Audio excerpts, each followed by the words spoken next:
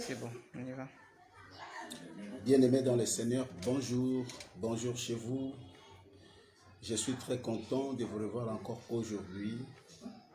Nous avons commencé depuis le dimanche passé notre émission pour ne fût-ce que faire le briefing du message de notre prédication chaque dimanche.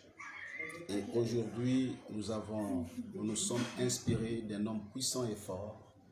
C'est un homme qui s'appelle Samson. Et par là, nous avons tiré 4 leçons sur la vie de Samson. Premièrement, nous avons compris que Samson, c'est quelqu'un qui n'est pas venu au hasard.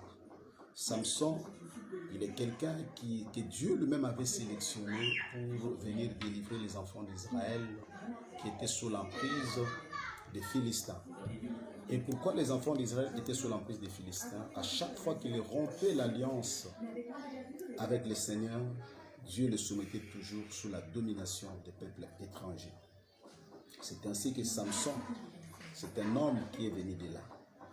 Et nous sommes en train de voir qu'il était un homme fort, il était un homme puissant, il a déchiré les lions. Du sein même du lion, il a sorti les miels qu'il va donner à son père et à sa mère.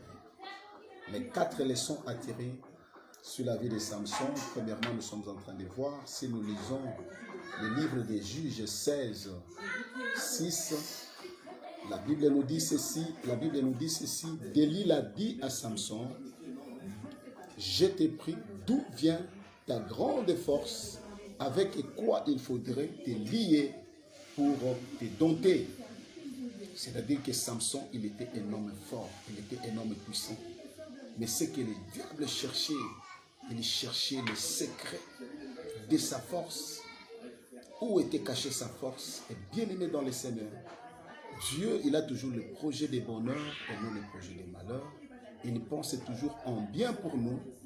Mais lorsque nous voyons le diable, il pense toujours en mal pour nous. Il pense toujours pour notre chute. Voilà pourquoi, bien aimé dans le Seigneur, nous devons être prudents et humbles comme la colombe et prudents comme les serpents. Et la première leçon à tirer, l'ennemi peut utiliser nos fréquentations pour nous faire tomber. Bien-aimé dans le Seigneur, quelles sont tes fréquentations?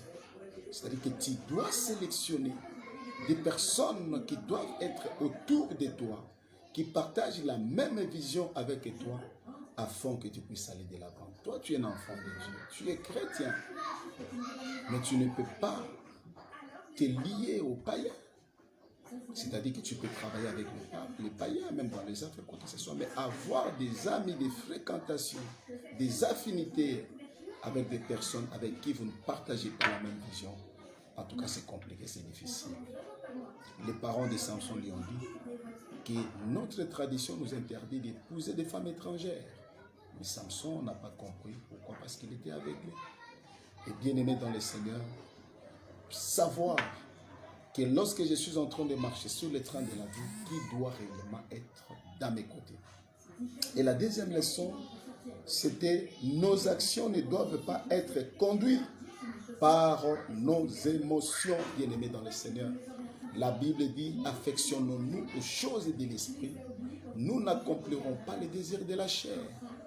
La chair a ses faiblesses, la chair a ses émotions, mais lorsque nous commençons à nous affectionner aux choses de la chair, c'est alors que nous commençons à agir, non selon l'esprit, mais selon les émotions. La Bible dit que David, avant d'aller à la guerre, il consulta l'Éternel. Avant de faire quoi que ce soit, est-ce que nous avons seulement besoin d'entendre la voix de Dieu, d'entendre le Saint-Esprit? Samson a négligé l'influence de Dalila, l'influence que Dalila avait sur sa vie, et il est fini toujours par tomber.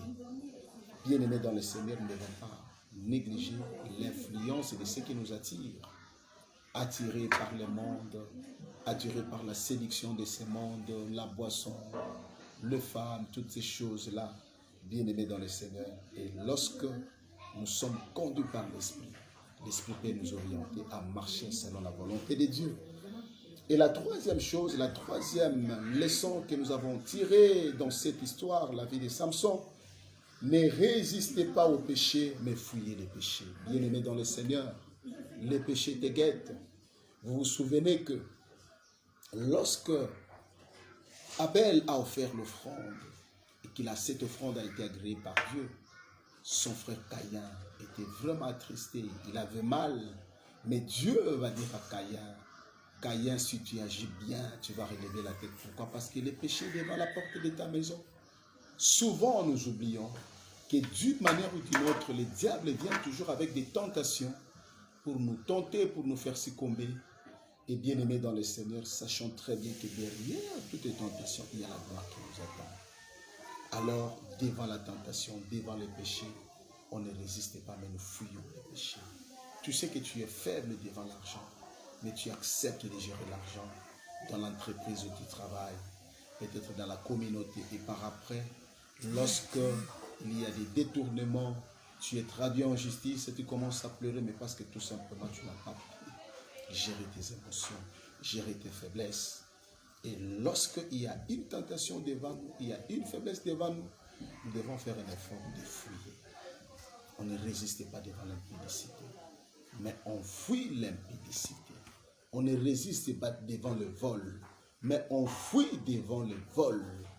Bien-aimés dans le Seigneur, et la quatrième leçon que nous pouvons tirer dans l'histoire de Samson, on ne combat pas celui qui a la grâce. On ne combat pas celui qui a la grâce.